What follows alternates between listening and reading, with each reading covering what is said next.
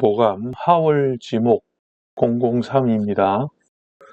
여름의 목은 펼쳐짐을 얻은 것이라서 꽃으로 변화합니다. 목은 술을 보아 굽어 있으나 화를 보면 펴지며 마르게 됩니다. 토는 목을 펼쳐내며 꽃으로 변하는 것이라 목은 수가 밖으로 흩어지게 되는 것입니다. 그러므로 목에게는 수가 있어야 목의 고듬을 일정하게 유지하는 것으로 굽은 것을 펴는 작용을 하게 되는 것입니다. 여름의 목은 펼쳐짐을 얻는 것으로 쉽게 성장하고 나아가며 움직이는 작용을 멈추기 쉬운 것이기 때문에 이것은 목의 작용을 잃어 목이 소멸하는 것입니다. 이것을 비유하여 목이 불타버린다라는 것으로 이야기하며 목은 불탐으로 금으로 전환하는 시작을 하는 것입니다. 여름의 목은 토를 많이 가진다는 것은 마치 잎이 지나치게 무성하여 자신의 줄기나 가지보다 많은 잎을 달았음을 뜻합니다. 이것은 목이 술을 고갈하고 스스로에게 짐을 지게 하는 것으로 욕심으로 스스로 힘들게 하는 것입니다. 여름은 모든 수가 밖으로 뻗어 펼쳐지며 잎과 꽃으로 피어나려는 것인데 이것은 목의 작용이 그것으로 소멸하기 쉽다라는 것을 의미합니다. 그러므로 여름의 목은 수의 바탕이 있어야 하고 잎은 활짝 피어도 마르지 않게 목을 유지하는 것에 있습니다. 목은 수와 화가 어우러짐을 뜻하는 것이라 여름은 화가 쉽게 수를 움직여 조절하니 목에는 수가 머무르지 못하는 일이 생기기 때문입니다. 여름에는 금이 이루어지며 목은 금으로부터 절제를 얻는 것입니다. 화가 펼쳐짐은 금을 이루는 방향이 정해짐을 의미하고 이것은 목과 금이 분리되지 못함을 의미합니다. 목은 화를 펼침과 동시에 금을 보는 것으로 금은 화를 조절하며 목의 다른 가치를 이루게 하는 것으로 변합니다. 즉 여름이라는 계절에 목이 없어지지 않는 것은 금이 있으므로 화를 조절하는 것입니다. 그러나 금이 많다라고 한다면 목은 무게를 견디지 못하고 마른 목이 쉽게 부서져 끊어짐을 의미하며 화는 어두워져 결실은 작아지는 것입니다. 그러므로 금이 적절하다는 것은 화를 없애지 않고 금이 많아 과중한 무게를 주지 않는 것이 필요합니다. 여름이라도 목이 많다는 것은 아직 피어야 할 꽃이 피지 못함을 의미합니다. 여름의 숲은 무성하기는 해도 꽃이 아직 완전하지 못해 금의 결실을 준비하지 못하는 것으로 목은 자신의 곡직을 유지하며 뻗어나가기만 하고 작은 재능으로 스스로 높이기만 할 것입니다.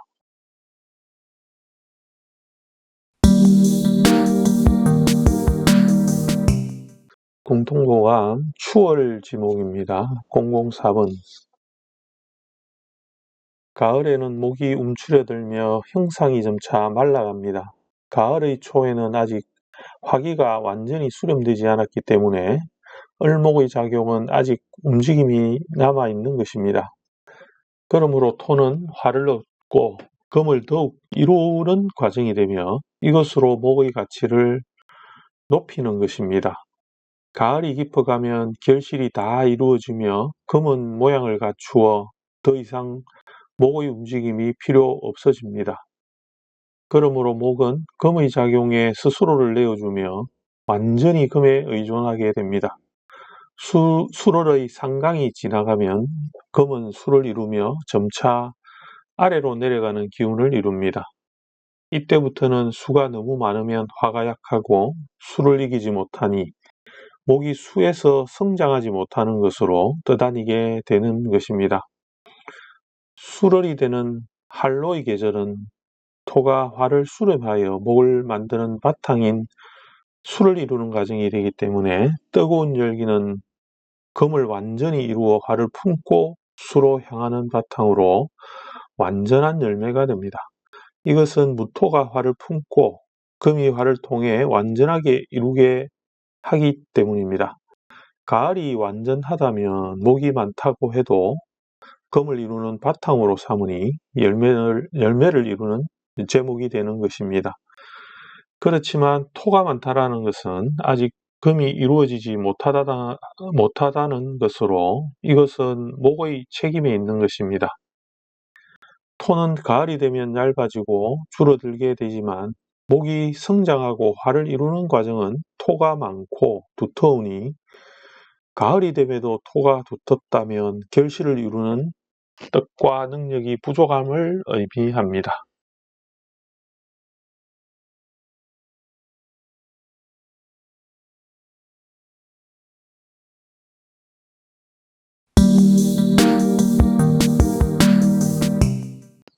궁통보감 동을 지목 005번입니다.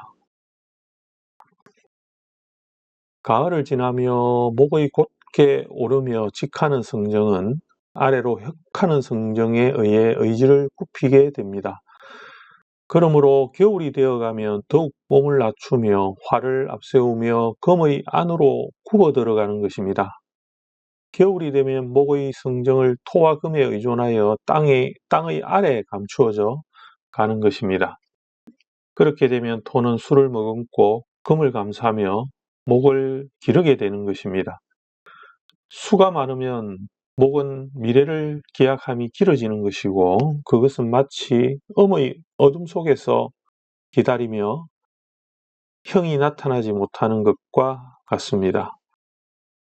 금이 많다 해도 이것은 금의 안에서 목을 기다림을 의미하니 수가 있으면 금은 두려운 것이 아닙니다.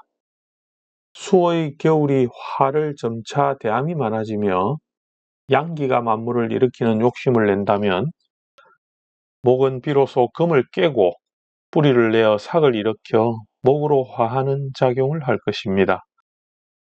화라고 하는 것은 목이 굽은 병을 고치게 하는 것으로 목을 도우며 굽은 병을 치료하는 것입니다. 이렇게 화를 보아 금의 껍질을 벗어나며 삭이 나기 시작할 때는 사절의 계절인 화가 금을 이루고 또 목을 낮추는 지지의 이거를 두려워하게 되는 것인데 이것은 뿌리를 상하게 하며 잎을 마르게 하니 생광의 향을 향하는 작용을 막기 때문입니다.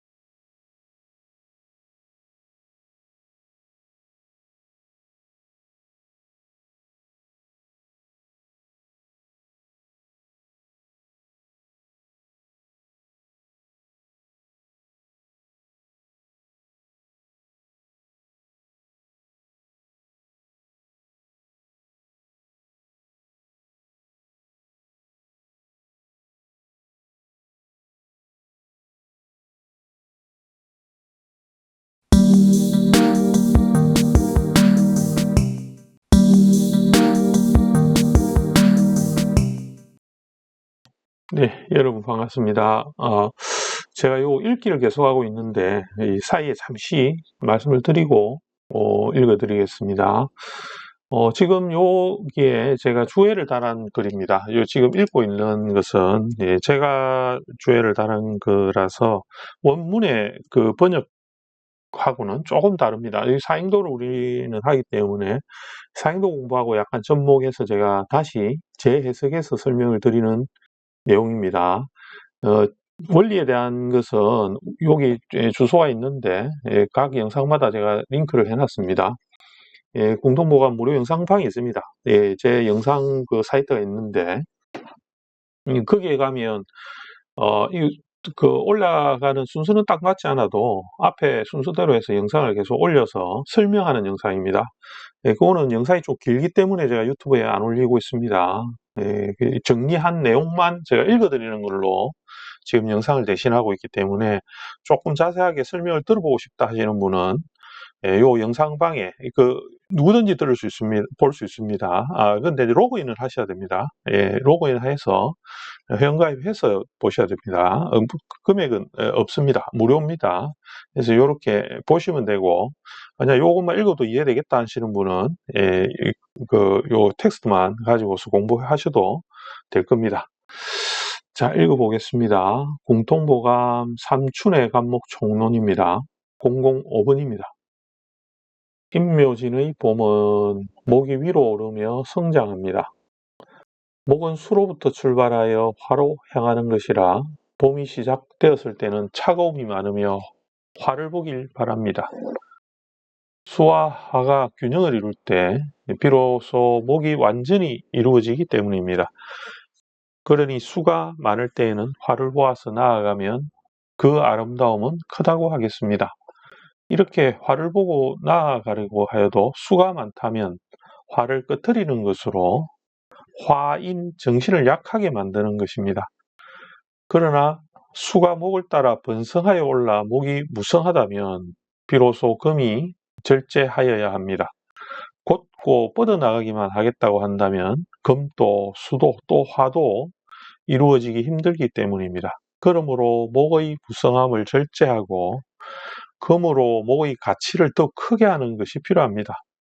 목이 무성한 때에도 금을 다루어 절제됨을 넣는다면 그 사람은 아마도 동량지목으로 큰 사람이 될 것입니다. 봄이 완전해지고 양기가 점차 일어나며 세상에 화기가 펼쳐지려고 한다면 목은 수가 부족할 수 있습니다. 수가 적절히 화를 향하게 되어야 꽃은 아름답게 빛나는 것입니다.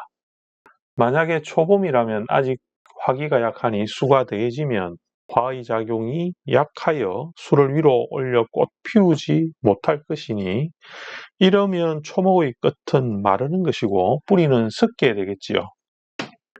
그러니 봄의 말에는 화가 번성하니 화를 더 한다는 것은 수가 부족하게 되는 것과 같아서 목의 모양은 점차 시들고 말라갈 것입니다.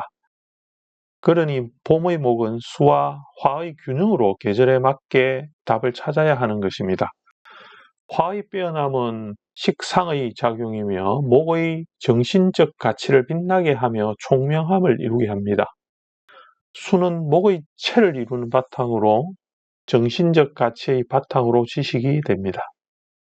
봄의 목은 수화를 지니며 지혜와 총명을 이루는 존재이며 안정된 수화의 균형은 목의 가치를 높여 이루게 하는 것입니다.